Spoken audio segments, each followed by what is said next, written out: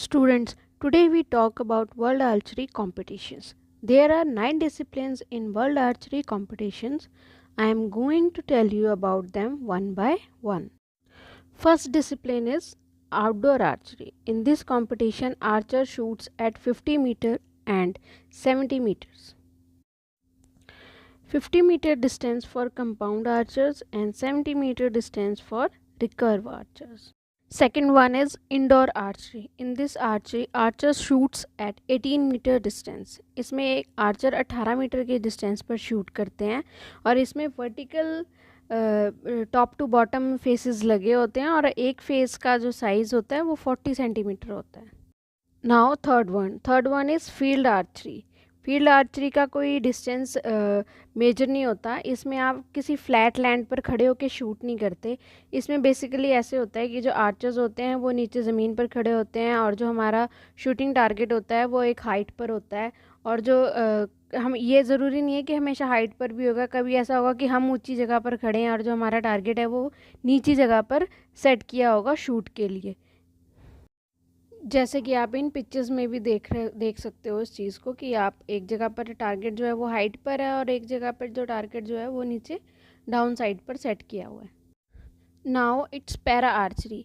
Para archery वो होती है, जैसे आप जानते हो ना, पैरालंपिक्स के बारे में आपने सुना होगा, जिसमें हमारे बॉडी सेगमेंट्स में कोई भी डिफेक्ट हो, छोटे बड़ी हमारी लिम्स हों या फिर किसी कारणवश किसी एक्सीडेंट से हमारा अपर बॉडी या लोअर बॉडी काम नहीं कर पाता, उसकी वजह से जो प्लेयर्स होते हैं वो पैरालंपिक्स गेम्स में, पैरा गेम्स में पार्टिसिपेट करते हैं. वैसे ही आर्चरी में भी होता है. इसमें आप देखोगे कि दो चीज़ें दिखाई जाएंगी. यहाँ पर मैं आपको पिक्चर के द्वारा दिखाना चाह रही हूँ. इसमें पहले में ये है कि आप देखोगे कि व्हील चेयर्स पर बैठकर आर्चर शूट कर रहे हैं और दूसरी पिक्चर में आप देखोगे कि जो विजुअली इम्पेयर्ड आर्चर है वो शूट कर रहा है अपने टारगेट की तरफ.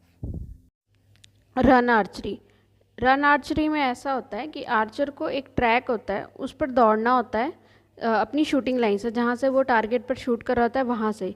वहाँ पर उसने अपने 3 एरो शूट करने होते हैं. फिर उसने अपना बो हाथ में लेके दौड़ना होता है और उस ट्रैक पर दौड़कर वापस अपनी शूटिंग लाइन पर आकर फिर अपना दूसरा राउंड शूट करना होता है उस आर्चर ने. इसमें बो हाथ में लेके भागता है आर्चर और एरो के लिए कंपल्शन नहीं है, वो उसकी मर्ज़ी है कि वो एरो अपने पास रखना चाहता है या शूटिंग लाइन के पास रख कर दौड़ना चाहता है. अब हम बात करेंगे क्लाउड आर्चरी की. क्लाउड आर्चरी में जो आर्चर होता है वो अटैम्प्ट करता है to drop arrows at a long range.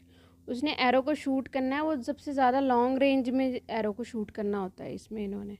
Next is flight archery. Flight archery में aim is to shoot the greatest distance.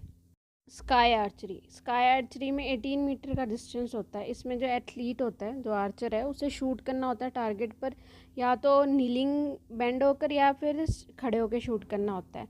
उसके पैरों में नीचे स्काई कैट्स होते हैं, उसके ऊपर खड़ा होकर उसे शूट करना था, या तो उसका जो नी है ना वो उनके ऊपर प्लेस्ड होना चाहिए और फिर वो उससे अपने बो एंड एरो से शूट करते हैं. The last one is 3D archery. 3D archery is a subset of field archery focusing on shooting at life-size models of games and is popular with hunters.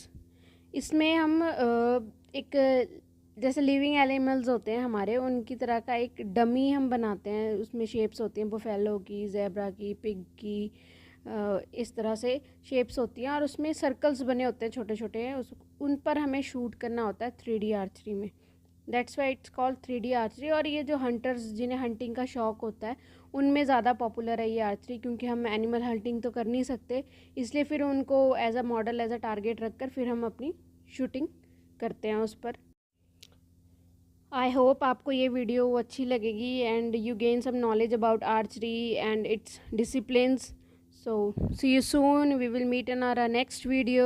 Take care. Bye bye. Eat healthy food. Stay fit at home. Take care.